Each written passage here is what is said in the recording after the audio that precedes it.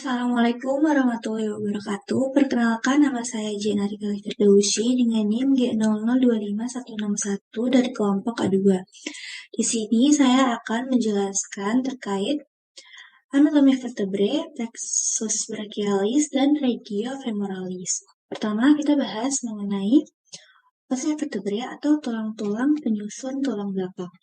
Tulang belakang manusia terdiri dari 33 tulang vertebrae yang dibagi menjadi beberapa bagian, yaitu di vertebrae cervicales ada 7 buah, terdapat di leher. Vertebrae pertama disebut atlas dan yang kedua disebut axis. Lalu vertebrae thoracicae yang berjumlah 12 buah terdapat di punggung, masing-masing berartikulasi dengan satu pasang tulang rusuk. Selanjutnya, vertebrae lumbales yang berisi 5 buah terletak di daerah pinggang, berukuran besar karena menahan beban tubuh. Selanjutnya, vertebrae sacrales berisi 5 buah menyatu membentuk tulang sakrum. Dan vertebrae coccygeae berisi 4 buah yang menyatu membentuk tulang ekor. Fungsi utama dari ossa vertebrae adalah menopang tubuh, melindungi medula spinalis, dan menjadi tempat perakatan otot. Untuk yang pertama, yaitu vertebrae cervicales. Vertebrae cervicales berisi 7 buah dari C1 sampai C7 letaknya di daerah leher, menopang dan menggerakkan kepala. Strukturnya korpus vertebrae kecil dan oval, foramen vertebrale besar dan segitiga, processus transversus yang memiliki foramen transversarium tempat lewatnya arteri vertebralis dan vena vertebralis. Processus spinosus biasanya bifid atau bercabang dua pada C2 sampai C6. C1 atau atlas tidak memiliki korpus, terdiri dari arcus anterior dan posterior, mendukung kepala atau artikulasi dengan os occipitale. C2 atau aksis memiliki tonjolan khas James axis atau odontoid proses sebagai sumber rotasi kepala. C7 atau vertebra prominens memiliki processus spinosus yang panjang dan mudah diraba di dasar leher. Selanjutnya, vertebrae thoracicae berjumlah 12 buah dari T1 sampai T12, terletak di punggung, berhubungan dengan tulang rusuk. Strukturnya korpus vertebrae berbentuk hati atau heart shape, foramen vertebrale relatif kecil dan bundar, processus transversus panjang mengarah ke posterolateral dan memiliki fascias costalis transversalis untuk berartikulasi dengan tuberculum costae atau tulang rusuk. Proses spinosus panjang menurun ke bawah seperti sisik ikan atau overlapping. Fascias costalis superior dan inferior pada korpus untuk berartikulasi dengan caput costae.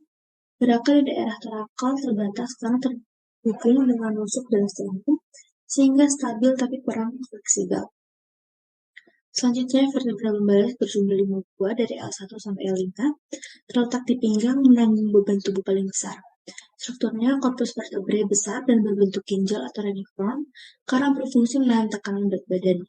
Foramen vertebrale berbentuk segitiga, lebih kecil dari cervical tapi lebih besar dari torakal. Processus spinosus pendek, tebal, dan lebar, mudah diraba di bawah.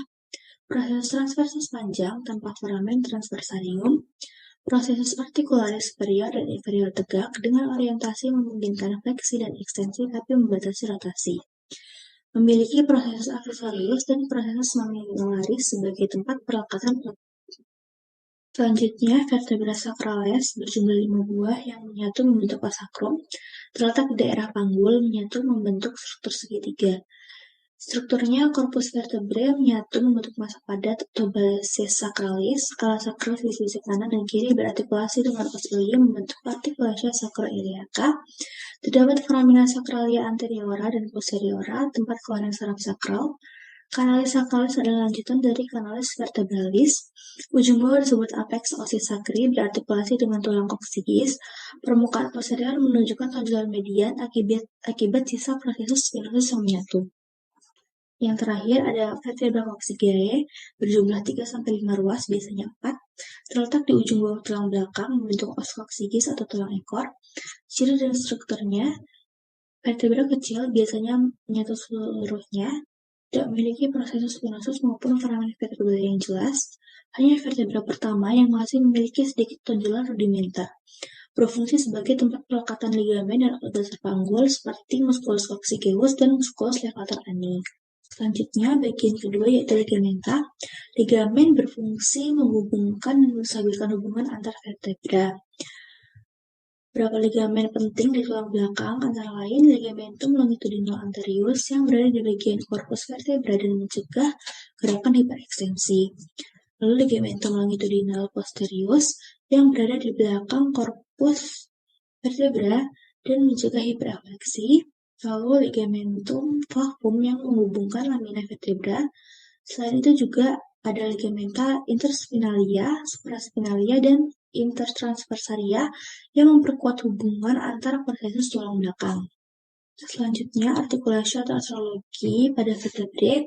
Tulang-tulang vertebrae itu saling berhubungan melalui dua jenis sendi, yaitu artikulasi intervertebralis, yaitu sendi antar korpus vertebra dengan diskus intervertebralis sebagai bantalan, dan artikulasi zygapophysealis, yaitu sendi sinovial antara prosesus articularis superior dan inferior. Sendi-sendi ini memungkinkan berbagai gerakan pada tulang belakang seperti fleksi, ekstensi, lateral fleksi, dan rotasi. Selanjutnya, plexus brachialis. Plexus brachialis merupakan jaringan saraf yang berasal dari ventral rami saraf spinal C5-T1.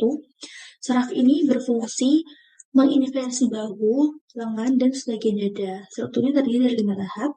Pertama, rows yaitu C5-T1. Kedua, trunks yang dibagi menjadi upper, middle, and lower trunk. Ketiga, divisions yang terdiri dari anterior dan posterior. Keempat, chords yaitu lateral, posterior, dan medial chord. Dan terakhir, branches yaitu 5 cabang utama musculocutaneous, axillary, radial, median, dan ulnar nerve. Jadi seluruh pergerakan dan sensasi di lengan kita itu dikontrol oleh jaringan saraf plexus brachialis ini. Jadi yaitu regiofemoralis. Bagian ini terletak di paha dan tulang, utamanya adalah os femur. Os femur merupakan tulang terpanjang dan terkuat dalam tubuh. Bagian-bagiannya meliputi kepala femur yang berartikulasi dengan acetabulum tulang panggul, leher femur yang menghubungkan kepala dengan badan tulang, badan femur yang memiliki garis kasar di bagian belakang atau linea aspera, dan bagian bawahnya terdapat condylus medial dan lateral yang berartikulasi dengan tulang tibia di sendi lutut. Selanjutnya, musculi regiofemoralis. Otot-otot di regiofemoralis dibagi menjadi 3 kelompok utama. Pertama, kompartemen anterior yang berfungsi untuk ekstensi lutut dan fleksi paha, contohnya musculus quadriceps femoris dan musculus sartorius. Kedua, kompartemen medial yang berfungsi untuk aduksi paha, terdiri dari musculus adductor, longus, brevis, magnus, dan musculus gracilis. Dan ketiga, kompartemen posterior yang berfungsi untuk ekstensi paha dan fleksi lutut. Misalnya musculus biceps femoris, semitendinosus, dan semimembranosus. Yang terakhir ada inervasi dari regiofemoralis. Kompartemen anterior diatur oleh nervus femoralis, kompartemen medial oleh nervus obturatorius, dan kompartemen posterior oleh nervus ischiadicus atau saraf sciatic. Semua saraf tersebut berasal dari plexus lumbosacralis dengan akar saraf L2 sampai S3. Baik, sekian dari saya. Wassalamualaikum warahmatullahi wabarakatuh.